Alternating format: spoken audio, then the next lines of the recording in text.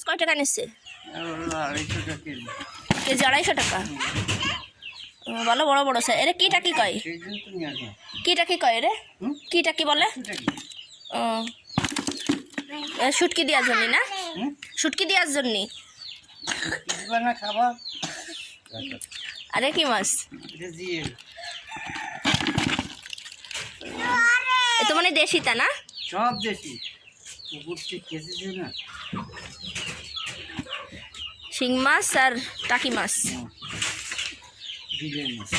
সব বিলের। বাবা এই মাছে একটা কেতা দিলি খালি তো আর গান করে জোরে।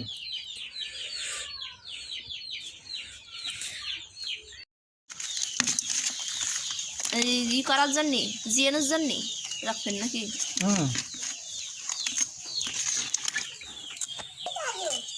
তো সকালবেলা আমার শ্বশুর কিন্তু অনেকগুলো মাছ কিনে নিয়ে আসছে, দেখতেই তো পেলেন। টাকি মাছ আরও ছিল শিং মাছ। তো এগুলো এখন কাটাকাটি শুরু করে দিচ্ছে। আর ওদিকে কিন্তু কিছু মাছ রেখে দেওয়া হবে আর কি, পানিতে জিয়ে রাখার জন্য আর কি। সব কুটা হবে না, শিং মাছগুলো কিছু কিছু জিয়ে রাখা হবে। আর এদিকে আমি তো সকালবেলা রান্না করতেছি পুঁটি মাছ ভাজা, আরও কয়েক রকম ভর্তা করেছি সকালবেলা। আর সকালের খাবারে আমরা সাধারণত ভর্তাই খাই আর কি। হ্যাঁ, আজকের সকালের মেনুতে ছিল বটবডি ভর্তা, আর ছিল এই যে কচু ভর্তা, আর এখানে ছিল পুঁটি মাছ ভাজা। আপনারা কে কী করলেন জানাবেন।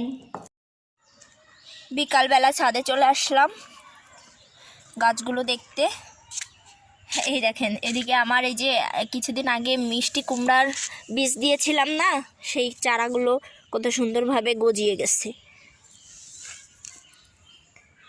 কিন্তু এখানে দিয়েছিলাম এই যে পেঁপের চারা, কিন্তু পেঁপেগুলো জ্বালাই নাই, এই মিষ্টি কুমড়ার বীজগুলো জ্বালাই গেছে আর কি।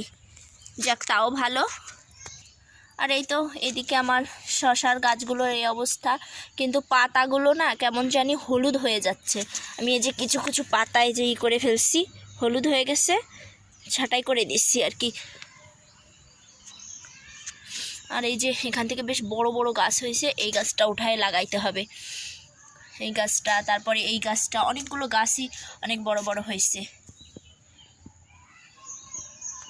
আমার এই ছাদ বাগানটা বড় আকারের না, খুবই অল্প পরিমাণে, আর কেবলমাত্র নতুন শুরু করতেছি। আপনারা অবশ্যই দোয়া করবেন একদিন যেন ইনশাল্লাহ ছাদে অনেক গাছ লাগাইতে পারি, সবজি গাছ বা অনেক গাছ লাগাইতে পারি। হ্যাঁ, সবাই দোয়া করবেন একটু। সবাই ভালো থাকবেন। আল্লাহ হাফেজ।